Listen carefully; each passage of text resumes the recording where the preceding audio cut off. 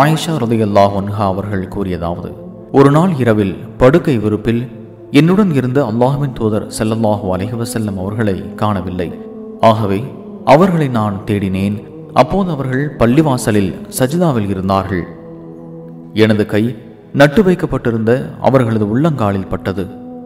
அப்போது அவர்கள், அல்லாஹும்ம அஊது பிரிதாக மின் ஸஹதிக வ பிமுஆஃபாதிக மின் உகூபதிக வ அஊது பிக மின்க லா அஹ்ஸி ஸனாஅன் அலைக அன்த கமா அஸ்னைத அலா நஃப்ஸிக என்று கூறிக்கொண்டிருந்தார்கள்.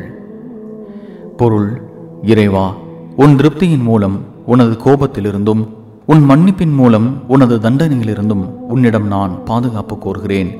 இறைவா, உன் கருணையினை கொண்டு உன் தண்டனை விட்டு பாதுகாப்பு கோருகிறேன். உன்னை புகழ என்னால் இயலவில்லை.